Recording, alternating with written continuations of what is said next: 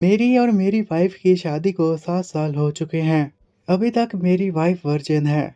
वो अपनी वर्जिनिटी अपने वाइट मूनलाइट के लिए बचा कर रख रही है। हमारे दरमियान हालत तो ये है कि हम दोनों अलग-अलग रूम्स में सोते हैं। वो जैसा कि किसी और के साथ सोना चाहती थी, तो इसलिए मैं कहता हूँ कि क्यों ना हम दोनों डिवोर्स ले लें, लेकिन वो मुझे डिवोर्स लेने से मना कर देती है। किस्मत ने उसे एक और चांस दिया था और उसकी इस चॉइस ने तो मुझे हैरान ही कर दिया। मैं अपने दोस्त के पास मिलना चाहता हूँ, उसका नाम ज़ैंग था। हम थोड़े बहुत ड्रिंक्स पीते हैं और जैसा दोस्तों में बातें होती हैं। और जब उसे ये बात मालूम हो गई थी कि 7 साल से मैंने अपनी वाइफ़ को टच नहीं किया, तो वो मेरा मज़ाक उड़ाने लग जाता है। और फिर मैं पानी पीते हुए उसे कहता हूँ कि उसने कहा कि वो भी इसके लिए तैयार नहीं है, तो मैंने भी जाने दिया। मेरा दोस्त मुझे समझाता है कि अब बहुत हो गया है। 4 साल मैं उसके साथ यूनिवर्सिटी में रहा, 3 साल अब उसके साथ हूँ, 7 साल हो गए और अभी तक उसने मुझे टच नहीं करने की दे किया। आखिर ये सब मैं कैसे बर्दाश्त कर पा रहा हूँ? मेरे जितने भी दोस्त हैं तुम उन सभी में सबसे ज़्यादा इनोसेंट हो। तो उसकी बात सुनते साथ ही मैं फिर मुस्कुराता हूँ और कहता हूँ जैसे उसकी मर्ज़ी। जब मैं घर जाता हूँ तो रूम की लाइट्स ऑन करता हूँ, तो मुझे मालूम नहीं था कि लियो घर पर आई है कि नहीं। और मैं भी ड्रंक था, तो मैं फिर उसके रूम में जाता हूँ, देखना चाहता था कि वो अपने रूम में मौजूद है कि नहीं। कि तभी उसके रूम में डिम सी लाइट थी और एक पिलो आकर मुझे लगता है। मैं तो सिर्फ उससे ये पूछना चाहता था कि वो क्या मौजूद है, क्या वो सो चुकी है? तो उसके पिलो को मैं पकड़ लेता हूँ और मेरा जो नशा था वो गायब हो जाता है। लियो ने गुस्से से अपने ब्लैंकेट को पकड़ा हुआ था और मुझे कह रही थी कि मेरा दिमाग तो ठीक है, मैं उसके रूम में क्या कर रहा हूँ? तो मैं आगे से उसे कहता हूँ कि मैं बस तुम्हें देखने के लिए आया था कि तुम सो रही हो या नहीं। मैं एक ऐसे बच्चे की तरह उसे जवाब दे रहा था जिसने कोई गलती ना की हो। तो वो मुझे गुस्से से कहती है कि मैंने अल्कोहल पी रखी है, इस वजह से मैं नशे में हूँ और वो जानती है कि मैं उसके साथ क्या करने के लिए आया था। वो मेरे ऊपर बहुत ज़्यादा गुस्सा करती है। तो तभी वो मेरे मुँह पर दरवाज़ा बंद कर देती है। तो मैं बाहर यही कहता हूँ कि ये हस्बैंड और वाइफ़ के दरमियान होता रहता है, तुम आखिर इससे क्यों बच रही हो? फिर मैं जाकर सोफ़े पर बैठ जाता हूँ, विंडो से बाहर देखता हूँ, स्मोकिंग स्टार्ट करता हूँ और अगले दिन वो शॉपिंग के लिए अपने दोस्त के साथ चली जाती है। मुझे रात की बात को लेकर बहुत बुरा फ़ील हो रहा था, तो मैं उसे एक अपोलॉजी लेटर भेजता हूँ। पहले तो उसका कोई जवाब नहीं आता, लेकिन फिर दोपहर को उसके मैसेजेस आते हैं, उसने कुछ चीज़ें मँगवाई थीं। मैं जल्दी से अपने कपड़े चेंज करता हूँ और जो-जो चीज़ें उसने मँगवाई थी, उन्हें जाकर मैं मार्केट से बाय करता हूँ। उसने जिस जगह मुझे बुलाया था वहाँ पहुँच जाता हूँ, तो देखता हूँ कि वो अपनी फ्रेंड लिन के साथ थी। उसने रात वाली बात लिन को बता दी थी कि किस तरह मैं नशे की हालत में उसके रूम में एंटर हुआ था। और जब मेरी वाइफ़ ने उसे बताया था कि किस तरह उसने उसे रूम से बाहर निकाल दिया, तो आगे से उसकी फ्रेंड कहती है कि तुम उससे 7 साल शादी के बंधन में हो, अभी भी तुम उसके टच करने क्यों नहीं दे रही? तो ये उनकी बातें सुनते साथ मैं तो जम सा जाता हूँ। मुझे लगता था कि सिर्फ़ मर्द हज़रात ही ऐसे बातें करते हैं। मुझे नहीं पता था कि औरतें भी आपस में ऐसी बातें करती रहती हैं। लेकिन जब मैंने अपनी वाइफ़ की बात सुनी तो मैं तो और ही ज़्यादा शॉक्ड रह गया। वो जिस लड़के का वेट कर रही थी वो बाहर गया हुआ था। उसकी इस बात ने मुझे इतना ज़्यादा परेशान किया था कि मेरे हाथ में जो मिल्क टी के बैग था वो बहुत भारी लगने लगता है। मुझे पहले ऐसा लगने लग गया था कि वो मुझे इसलिए टच नहीं करने देती, शायद वो बहुत ज़्यादा कंज़र्वेटिव है। अभी तक इस सब के लिए उसने खुद को मेंटली प्रिपेयर नहीं किया। लेकिन अब उसकी ये बात सुनकर मुझे बहुत बुरा लग रहा था कि वो अपने एक और दोस्त का वेट कर रही है और वही उसके लिए मूनलाइट है। इसलिए वो मुझे टच नहीं करने दे रही और मेरे से दूरी अपनाए रखती है। तो उसकी ये बात सुनते साथ ही अब मुझे सुकून फ़ील होने लग गया था। मैं पहले उसे एक अच्छी नेक लड़की समझता था, लेकिन अब मुझे पता चल गया था कि वो क्यों नहीं मुझे टच करने दे रही। मैंने अब डिसाइड कर लिया था कि मैं उसके साथ जितना काइंड रह सकता था, बस अब बहुत ज़्यादा हो गया। अब मैं उसे डिवोर्स देकर ही रहूँगा। मैं इसी के बारे में सोच रहा था, फिर कहता हूँ कि अब डायरेक्टली जाकर अगर मैं लियो से इसके बारे में बात करूँगा, तो इससे उसे बहुत ज़्यादा बुरा फ़ील हो सकता है और उसे शर्मिंदगी भी होगी। फिर वो हमें अपनी कहानी बनाने लग जाता है कि 8 साल पहले उनकी कंपनी बैंकरप्ट हो गई थी। मेरे डैड और मेरी मॉम ने अपने सारे रिलेटिव्स और दोस्तों से इसके लेकर मदद माँगने की कोशिश की, लेकिन किसी ने भी उनकी मदद ना की और वक़्त गुज़रता गया। मेरे डैड इसी गम में मर गए। मेरी मॉम को डैड का भी गम था और हमारी कंपनी जाने का भी गम था। मेरी मॉम ने मुझे कहा था कि जो कुछ भी हो रहा है उसके लिए उसे माफ़ कर दूँ। मैं भी उन लोगों के साथ जाना चाहता था, लेकिन मैं ऐसा ना कर सका। अब मुझे इस बात को लेकर बहुत ज़्यादा गुस्सा आया था। मैं उन सभी लोगों से बदला लेना चाहता था, जिन्होंने हमसे मुँह मोड़ लिया। फिर मेरी मुलाकात होती है लियो के डैड से। तो लियो के डैड ने उस वक़्त मेरी मदद की थी, जब सभी ने हमारे ऊपर से हाथ उठा लिया था। मेरे मॉम और डैड की डेथ के बाद उनके फ्यूनरल को भी उन्होंने अरेंज किया। लियो कंपनी में उन्होंने मुझे जॉब दिलवाई। उनकी वजह से ही मेरा रैंक आहिस्ता-आहिस्ता बढ़ता गया। मैं लोगों के साथ कनेक्शन बनाता गया। मुझे सब पता था कि उसके डैड के मेरे ऊपर क्या एहसानात हैं, इसलिए मैं ओपनली शादी के बारे में और डिवोर्स के बारे में उससे डिस्कस नहीं करना चाहता था। मैं फिर अपने मुँह पर झूठी-सी स्माइल लेकर आता हूँ और जाकर उसे मिल्क टी देता हूँ। इसके बाद वो और उसकी फ्रेंड अलग-अलग शॉप्स पर जाती हैं, शॉपिंग करती हैं। मैं भी उनके साथ था, उनका सामान उठाता रहता हूँ। फाइनली उनकी शॉपिंग कंप्लीट हो जाती है, लिन को घर छोड़ दिया जाता है और उसके बाद मैं पार्किंग लॉट में अपनी वाइफ के साथ था। तभी उसे कहता हूँ कि हमें डिवोर्स ले लेनी चाहिए। वो पहले तो हैरान होती है, लेकिन अंदर ही अंदर समझ गई थी कि मैं उससे डिवोर्स क्यों लेना चाहता हूँ। हमारी शादी को इतना अरसा हो गया था, लेकिन कभी भी हमारा वाइफ और हस्बैंड वाला रिलेशनशिप नहीं था। मैं ये बात जानता था कि उसने मेरे से सिर्फ़ इसलिए शादी की थी क्योंकि इसमें उसके पेरेंट्स की मर्ज़ी थी, उसकी मर्ज़ी शामिल नहीं थी। तो इसलिए अब हमें उन सारी बातों को भूलना होगा, हमें डिवोर्स लेना होगी। लियो ये मेरी बातें सुनती रहती है और आगे से कोई भी जवाब नहीं देती। वो बस विंडो की तरफ देखती है और मुझे कहती है कि हमें घर जाना चाहिए। अब मैं भी फिर काम फ़ील करता हूँ और गाड़ी चलाते हुए उसे घर तक ले जाता हूँ। लेकिन रास्ते में मैंने देखा था कि लियो साइलेंट थी। मैं भी अब उसके साइलेंस की वजह नहीं पूछना चाहता था, जैसा चल रहा है बस सही चल रहा है। घर जाने के बाद वो अपने रूम में चली जाती है, मैं अपने रूम में चला जाता हूँ। और आज जो कुछ भी सारा दिन हुआ था मैं उससे थक गया था, तो मुझे जल्दी ही नींद आ जाती है। अब काफ़ी रात हो चुकी थी, तो तभी मुझे दरवाज़ा ओपन होने की आवाज़ सुनाई देती है।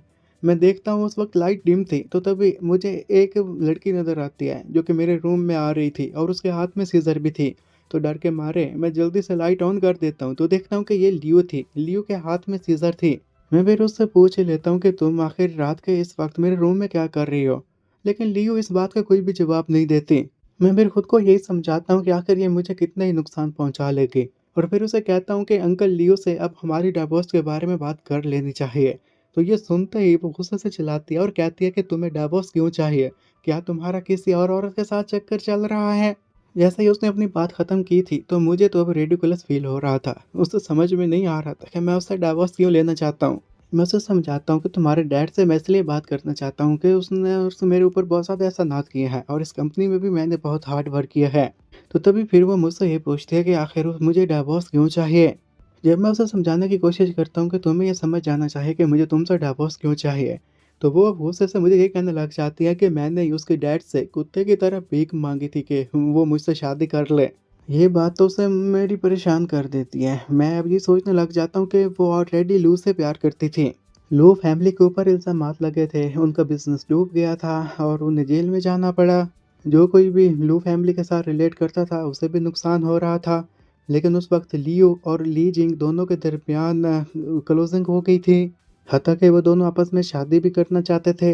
लेकिन लियो जानता था कि अगर लू फैमिली के साथ उसका रिश्ता होगा तो इससे उसकी कंपनी को नुकसान हो सकता है। तो इसलिए उन्होंने अपनी बेटी की शादी मेरे से करवा दी।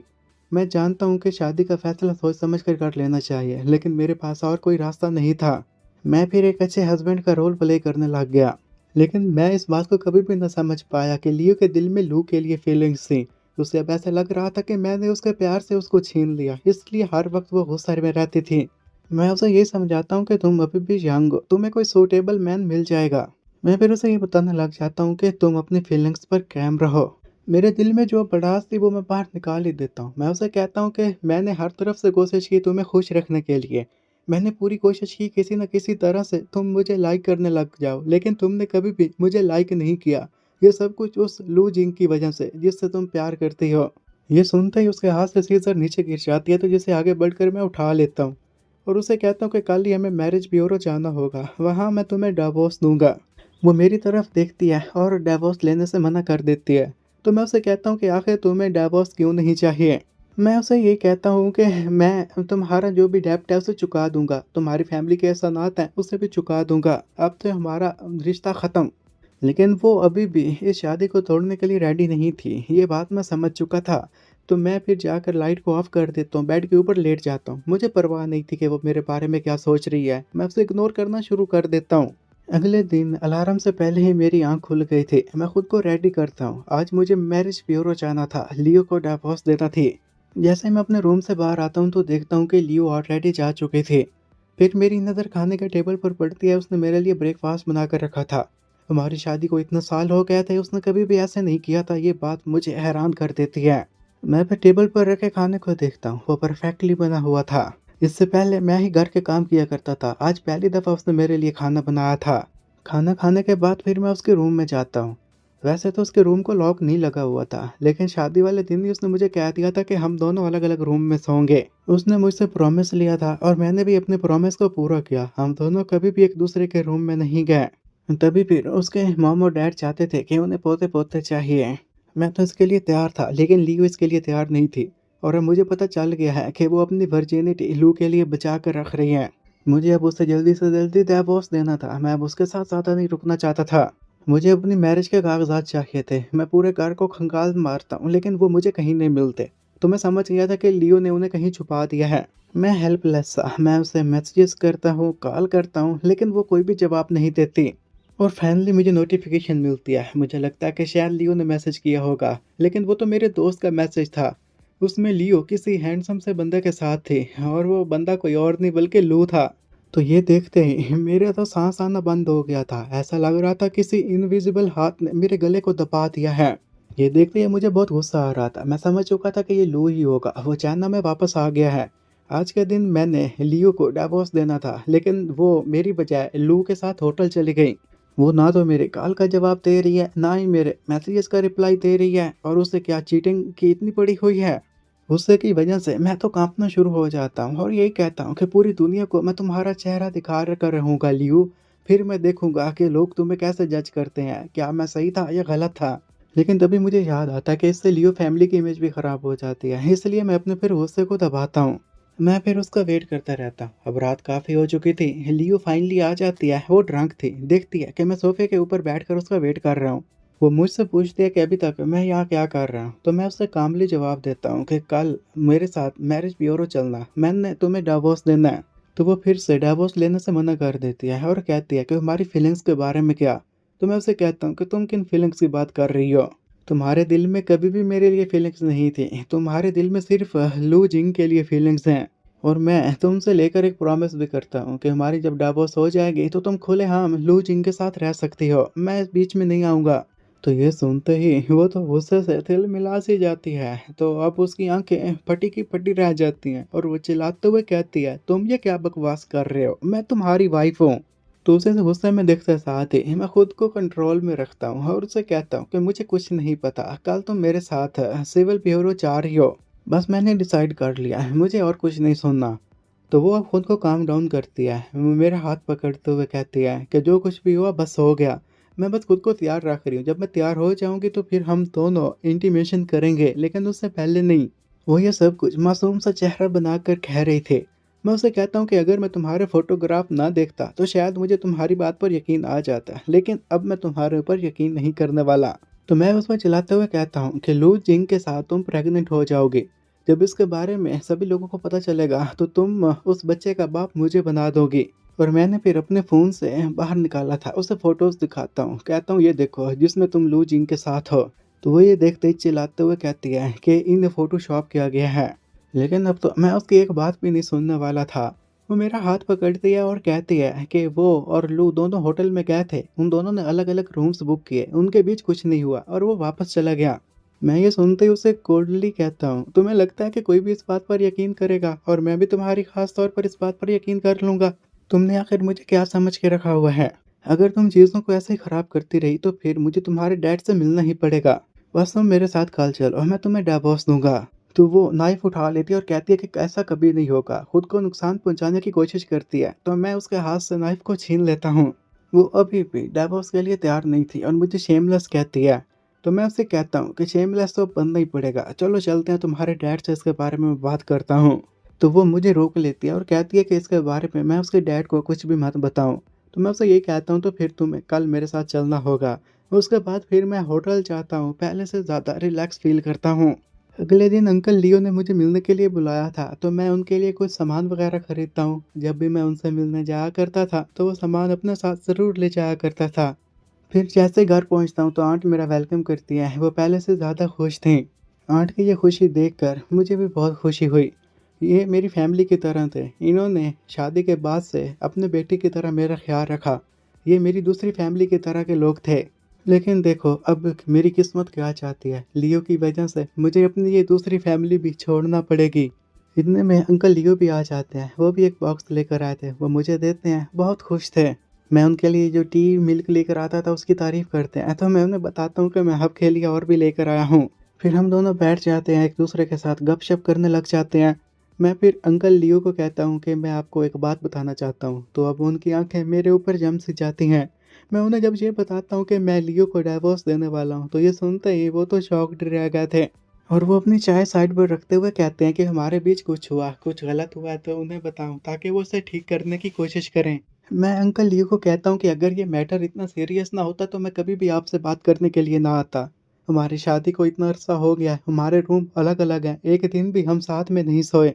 मैंने सोचा वक़्त के साथ-साथ उसके दिल में मेरे लिए फीलिंग्स आ जाएँगी, लेकिन उसके दिल में मेरे लिए कोई भी फीलिंग्स नहीं है, तो मुझे लगता है कि अब उसे डिवोर्स देना ही सही रहेगा। अंकल लियो मेरी सिचुएशन समझ रहे थे कि उसके दिल में किसी और के लिए फीलिंग्स हैं और फिर वो मुझसे पूछ लेते हैं कि क्या मैं लियो से प्यार करता हूँ? तो मैं चुप कर जाता हूँ। मेरे अंदर की फीलिंग्स को वो देख पा रहे थे कि मैं लियो को लाइक करता हूँ। मैं अंकल लियो को यही बताता हूँ कि शादी के बाद मैं एक अच्छे हस्बैंड बनने का दिखावा करता रहा और आहिस्ता-आहिस्ता मेरे दिल में उसके लिए फीलिंग्स बढ़ती गईं। उसने मुझे खुद को टच करने से भी मना कर दिया था और मैंने भी कभी किसी लाइन को क्रॉस नहीं किया। मैंने कभी भी किसी और औरत के साथ चक्कर नहीं चलाया, इसी उम्मीद में था कि वो एक दिन मेरी फीलिंग्स को एक्सेप्ट कर लेंगे। लेकिन मैंने ये कभी नहीं सोचा था कि मेरी ये फीलिंग्स ख़त्म हो जाएँगी, उसके दिल में कभी भी मेरे लिए प्यार नहीं होगा। तो ये मेरी बातें सुनते ही अंकल लियो को गुस्सा आ गया था। वो यही कहते हैं कि हमने उसे शायद बिगाड़ दिया। अगर चाहो तो मैं उसे डाँटूँगा, उसे सबक सिखाऊँगा कि वो तुम्हारे साथ अपना रिश्ता ठीक कर ले। तो मैं अंकल लियो को कहता हूँ कि अब ऐसा करने का कुछ भी फ़ायदा नहीं है। मैं उन्हें ये बताता हूँ कि उन दोनों की फ़ोटोज़ भी साथ में ली गई हैं। अगर ये मीडिया में आती हैं तो इससे आपकी इमेज ख़राब हो जाएगी और मैं नहीं चाहता कि आपको इससे ज़्यादा नुकसान हो। आपको तो पता ही नहीं है कि ये कैसा फ़ील होता है कि वो किसी और बंदे के लिए अपनी वर्जिनिटी को बचा कर रख रही है। मैं तो बस अंकल से यही बातें कह रहा था कि तभी अंकल का फेस पेल पड़ जाता है और वो गुस्से से ये कहते हैं कि उसकी इतनी हिम्मत कैसे हुई कि वो किसी और बंदे के साथ होटल चली जाए। मैं अभी उसे यहाँ बुलाता हूँ, मुझे उसकी एक्सप्लेनेशन चाहिए। कि तभी इतने में लियो आ जाती है। लियो आते साथ ही चिल्लाते हुए कहती है कि मैं सब चीज़ें एक्सप्लेन करूँगी और अगर तुम्हें डिवोर्स चाहिए तो मैं सारे पेपर्स लेकर आई हूँ। तो ये सब कुछ सुनते साथ ही मुझे अब अच्छा फ़ील होने लगता है क्योंकि मैं भी डिवोर्स देना चाहता था, वो भी डिवोर्स लेना चाहती है। इससे अच्छा और क्या ही हो सकता है। फिर मैं उठता हूँ अंकल लियो के सामने झुकते हुए, उन्होंने जो भी मेरे ऊपर एहसानात किए थे, उन सभी के लिए उन्हें थैंक्स कहता हूँ और ये भी कहता हूँ कि आइंदा मैं कभी भी अपनी शक्ल उन्हें नहीं दिखाऊँगा। और अंकल लियो भी मेरी सिचुएशन को समझते थे, तो तभी उनसे बात करने के बाद ही मैं बाहर आ गया था। तो मैं उससे कहता हूँ कि चलो अब हमें मैरिज सिविल ब्यूरो जाना चाहिए, जहाँ मैं तुम्हें डिवोर्स दे दूँ। तो वो चिल्लाते हुए कहती है कि आखिर इतना तमाशा क्रिएट करने की क्या ज़रूरत थी? तुम्हें डिवोर्स चाहिए थी तो तुम ले लेते, मेरे डैड को इसमें लाने की क्या ज़रूरत थी? मेरे और लू के बीच में कुछ भी नहीं हुआ, उस दिन तो मैं अपने दोस्त से मज़ाक कर रही थी, जो शायद तुमने सुन लिया होगा। तो मैं उसे यही कहता हूँ कि उसके बीच में तुम्हारे बीच कुछ हो ना हो, लेकिन ये बात तो मैं जान गया हूँ कि तुम्हारे दिल में लू जिंग के लिए फीलिंग्स हैं। अगर उसके लिए फीलिंग्स ना होती तो तुम 7 साल तक मुझे दूसरे रूम में ना सोने देती। और मैं उसे ये भी कहता हूँ कि तुम मेरे से डिवोर्स लेने के बाद लू जिंग के साथ शादी भी कर सकती हो। ये सुनते ही उसे बहुत ज़्यादा गुस्सा आता है और वो गुस्से से यही कहती है कि क्या तुम इसके लिए मुझे ब्लेम कर रहे हो कि आज तक मैं तुम्हारे साथ नहीं सोई। खैर वो भी फिर मुझे डिवोर्स देने के लिए तैयार हो गई थी। तो मैं उसे ये जब बताता हूँ कि डिवोर्स लेने के बाद मैं उसकी दुनिया से गायब हो जाऊँगा, ऐसी जगह चला जाऊँगा जहाँ कभी भी उससे दोबारा नहीं मुलाकात होगी। लियो ऐसा नहीं चाहती थी कि मैं उसे छोड़कर कहीं और चला जाऊँ, लेकिन मैंने भी अब डिसाइड कर लिया था। लियो की फैमिली के मेरे ऊपर बहुत ज़्यादा एहसान आते हैं, इसलिए मैं ज़्यादा तमाशा क्रिएट नहीं करता और उसे छुपके से डिवोर्स देने का फैसला करता हूँ।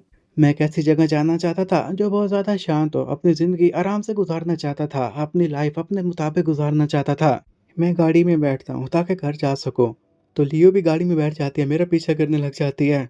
घर पहुँचने के बाद ही मेरे पास जो भी कपड़े थे, वो एक ही सूटकेस में पूरे आ जाते हैं, तो मैं अपना सूटकेस पैक करता हूँ। मैं जैसे ही बाहर निकलने लगता हूँ तो गेट पर आ जाती है और मुझे रोकती है, रोते हुए कहती है कि ऐसे उसे छोड़कर मत जाओ। वो अब इंटीमेशन के लिए भी तैयार हो गई थी और कहती है यही तो है जो तुम्हें चाहिए। लेकिन मैं उसकी बातों पर फ़ोकस नहीं करता और बस सिर्फ़ इतना सा कहता हूँ कि मुझे जाने दो। तो वो दीवार के साथ बैठ जाती है, घुटनों में अपना सर देकर रोना शुरू कर देती है। मैं फिर उसे इग्नोर करता हूँ और घर से बाहर आ जाता हूँ। मेरे पास कुछ सेविंग्स वगैरह बची हुई थी तो उनका यूज़ करता हूँ ताकि कुछ दिन मैं घूम फिर कर आराम से गुज़ार सकूँ और रिलैक्स हो सकूँ। मैं बीच माउंटेन्स पर चला जाता हूँ, हॉर्स राइडिंग करता हूँ और इस सब में मुझे बहुत ज़्यादा मज़ा आता है। मैंने पहले कभी भी अपनी ज़िंदगी को इतना खोलकर नहीं जिया और एक दिन मुझे लॉ फ़र्म से कॉल आती है और उसमें मुझे बताया जाता है कि लियो ने डिवोर्स के लिए अप्लाई कर दिया है। तो ये सुनते ही मेरे चेहरे पे अजीब-सी खुशी हो जाती है क्योंकि इस मैरिज का पहले भी मेरी लाइफ़ में कोई मतलब नहीं था। मैं शादीशुदा होने के बावजूद भी बगैर शादीशुदा वाली ज़िंदगी गुज़ार रहा था। मैं जल्दी से फिर अपने पुराने शहर की टिकट कटाता हूँ। जैसे उस शहर में एंटर हुआ था तो फिर से मुझे अजीब-सा फ़ील होने लग जाता है। मैं अब पुरानी बातों को याद नहीं करना चाहता था तो इसको भूलने के बारे में सोचता हूँ। फिर उसी लॉ फ़िर्म में जाता हूँ जहाँ से मुझे कॉल आया था। तो जाकर देखता हूँ कि उधर तो कोई भी मौजूद नहीं था। फिर पता नहीं मेरे साथ क्या होता है, मैं वहीं बेहोश हो जाता हूँ। जैसे ही मुझे होश आता है तो मैं देखता हूँ कि एक वेयरहाउस में बंद हूँ। मुझे अभी भी समझ में नहीं आ रहा था कि मेरे साथ ये सब कुछ क्या हो रहा है, कि मुझे साइड से आवाज़ आती है तो देखता हूँ कि वो लू जिंग था। लू जिंग भी बंधा हुआ था, लेकिन उसकी कंडीशन मेरे से बहुत बेहतर थी। मुझे तो वैसा लगने लग गया था कि क्या इस सब के पीछे उसका हाथ तो नहीं है। तभी फिर मैं नोटिस करता हूँ कि लियो को भी बांध कर लाया जाता है, उसके साथ कुछ और लोग भी थे। मैं ये बात जानता था कि अगर इसे चूज़ करने का मौका दिया जाए कि वो मुझे और लू जिंग में से किसे चूज़ करेगी, तो वो ज़रूर लू जिंग को ही चूज़ करेगी। मैं बेहोश हो जाता हूँ और जब मुझे होश आता है तो मुझसे सही से चला भी नहीं जा रहा था। मुझे बस अजीब सा ही फ़ील हो रहा था। उधर अब लोग मौजूद नहीं थे, तो ये बात तो मैं जानता था कि लियो ने मेरी बजाय लू जिंग को ही चूज़ किया होगा, वही उसका मूनलाइट था। और वैसे भी ये बात तो आप लोगों को मालूम ही होगी कि लियो ने आखिर किसको चूज़ करते। मैं जान चुका था कि लियो के दिल में मेरे लिए कोई फीलिंग्स नहीं थी, तो इसलिए वो मुझे भला कैसे बचाते। मैं फिर अपनी आँखें बंद करता हूँ, अपनी मौत का इंतज़ार करने लग जाता हूँ। मॉम और डैड आप वेट करें, मैं जल्दी आप लोगों के पास आ जाऊँगा। फिर मुझे सायरन की आवाज़ सुनाई देती है, उससे मेरी आँख खुल जाती है। मैं बड़ी मुश्किल से थोड़ा बहुत सा मूव कर पाता हूँ, तो देखता हूँ कि कुछ लाइट मेरी आँखों में आ रही है। फिर मुझे कुछ लोगों के कदमों की आवाज़ सुनाई देती है, उनके हाथ में फ्लैश लाइट्स भी थी और मेरी तरफ आ रहे थे। जो आखिरी बात मुझे याद है वो यही है कि वो मुझे स्ट्रेचर पर उठाते हैं, उसके बाद का मुझे कुछ भी याद नहीं था। तो उसके बाद फिर मुझे जब होश आता है तो मेरे में इतनी हिम्मत नहीं थी कि मैं मूव कर सकूँ। मुझे एक आवाज़ सुनाई देती है जो कि बहुत फ़ैमिलियर थी। वो मेरे दोस्त ज़ैंग था, जो कि डॉक्टर से कह रहा था कि मैं कब दोबारा होश में आऊँगा। लेकिन दूसरी साइड से आवाज़ आती है कि मैं इतने अरसे से कमज़ोर रहा हूँ, इस वजह से मेरी बॉडी में इतनी हिम्मत नहीं है कि मैं यूज़ करके मूवमेंट कर सकूँ। तो अब मैं भी इस सोच में पड़ जाता हूँ कि आखिर इस स्टेट में मुझे कितना अरसा हो गया। मैं सिर्फ वीकनेस फ़ील कर रहा था, मेरे में इतनी हिम्मत नहीं थी कि मैं अपनी फ़िंगर्स तक को मूव कर पाऊँ। और इस सब को देखकर तो मुझे ऐसे लगने लग जाता है कि इससे बेहतर तो मुझे मौत ही आ जाए, क्योंकि मौत के बाद मैं अपनी इस वीकनेस को दूर कर पाऊँगा। ज़ैंग मेरे पास ही बैठा था, वो सब कुछ मेरी किस्मत को दोष दे रहा था। मैंने कभी भी अपनी ज़िंदगी खुशी से नहीं गुज़ारी। मेरे मॉम और डैड दुनिया से जल्दी चले गए, उसके बाद मुझे मुसीबतों का सामना करना पड़ा। मेरी शादी एक ऐसी लड़की के साथ हुई जिसने कभी भी हस्बैंड के तौर पर मुझे एक्सेप्ट नहीं किया और उसने कुछ ऐसी बातें बताई थी जो मुझे भी शॉक्ड रह जा कर देती हैं। लू जिंग ने खुद को किडनैप करवाया। वो ये देखना चाहता था कि लियो हम दोनों में से किसको चूज़ करेगी। तो लियो मुझे चूज़ करती है, तो ये बात उससे बर्दाश्त नहीं होती, तो वो गुंडों को कहकर मेरी पिटाई करवाता है, जिसकी वजह से मेरी ये हालत हो गई। और ये सब कुछ उसने लियो रिवान की आंखों के सामने किया था और उसके बाद उसने लियो को कहीं लॉकअप कर दिया है। कुछ दिनों तक जब लियो को पता नहीं चलता तो लियो की फैमिली इसकी पूरी एक प्रोब करवाती है। जब पुलिस ने अपनी इन्वेस्टिगेशन शुरू की तो सभी जो रास्ते हैं ना वो सीधा जाकर लू जिंग पर रुके। उन लोगों को पता चल गया कि इसके पीछे लू जिंग का हाथ है। तो और वो जैसे ही मुझे छुड़वाने के लिए आए तो लियो भी उसी रूम में बंद थे। लियो को भी मेरे साथ हॉस्पिटल लाया गया है और वो दूसरे रूम है। जैसे मैंने ज़ैंग की ये बातें सुनी थी तो इसी के साथ ही अब मुझे बुरा फ़ील हो रहा था। मैंने लियो को जानबूझ के लू जिंग के पास भेजने की कोशिश की, लेकिन इन द एंड उसने मुझे ही चूज़ किया। अब मुझे रिग्रेट फ़ील हो रहा था। मेरा दोस्त अभी भी बैठा था, अब उसे इस सब के लिए बहुत ज़्यादा बुरा फ़ील हो रहा था कि तभी कोमा में मुझे एक और आवाज़ सुनाई देती है, वो अंकल लियो की आवाज़ थी। क्योंकि डॉक्टर ने उन्हें मेरी कंडीशन के बारे में बताया था और मुझे उनको लेकर काफ़ी ज़्यादा फ़िक्र हो रही थी। आंट लियो भी आई थी, उन्हें भी मेरी काफ़ी ज़्यादा फ़िक्र हो रही थी। वो दोनों मेरे लिए इतने ज़्यादा फ़िक्रमंद थे, तो ये देखकर मुझे भी अंदर ही अंदर बुरा फ़ील हो रहा था। इन दोनों ने मुझे अपनी फ़ैमिली की तरह रखा, अपनी बेटी से शादी करवाने के बाद बेटे के तौर पर मुझे पाला-पोला। मैं अब जल्दी से रिकवर होना चाहता था, वो दोनों मेरे पेरेंट्स की तरह थे, तो मैं उन्हें हग करना चाहता था। तो इसकी वजह से मेरे अंदर अब फीलिंग्स पैदा होने लग जाती हैं। ज़ैंग जो कि मेरे पास ही बैठा था, उसे अब फ़ील होने लग जाता कि मैं जल्दी ठीक हो जाऊँगा। मुझे नहीं पता कि इस हालत में मुझे कितने दिन हुए थे, लेकिन एक दिन लियो मुझसे मिलने के लिए आती है।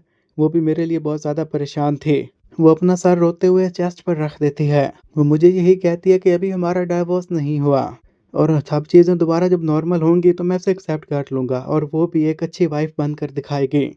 मेरे अंदर भी ये सब सुनकर फीलिंग्स आती हैं। मैं सिर्फ़ अपनी एक ही फ़िंगर को मूव कर पाया था, तो ये देखते ही वो तो रोना शुरू कर देती है। मैं 2 साल तक कोमा में रहता हूँ। वो 2 साल तक मुझसे मिलने आती रहती है और जो-जो बातें उसने मुझसे की थी, मेरे दोस्त ज़ैंग ने सब कुछ मुझे बताया था। जब मैं हॉस्पिटल से डिस्चार्ज होता हूँ, तो वो कुछ फूल वगैरह लेकर मेरा ही वेट कर रही थी। वो अपने फूल मुझे दे देती है, तो मैं उन फूलों को लेकर हैरान खड़ा था। इस अरसे में बहुत कुछ बदल चुका था। मेरी वो वाइफ़ जो मुझे टच नहीं करने देती थी, अब वो कितनी बदल गई थी। फिर मैं उसे टीज़ करने के लिए पूछता हूँ कि आज तुमने क्या बनाया? तो वो बताती है कि जो तुम्हें पहले बना कर दिया था वही है। और उसने मुझे ये भी बताया था कि उसके मॉम और डैड वीकेंड पर हमारे साथ खाना खाना चाहते हैं, तो हम दोनों उधर जाएँगे। उसे इतना ज़्यादा खुश देखते साथ मैं भी खुश हो गया था। फाइनली मुझे वो मिल गया जो मुझे चाहिए था। हम दोनों की डेस्टिनी में शायद यही कुछ लिखा हुआ था।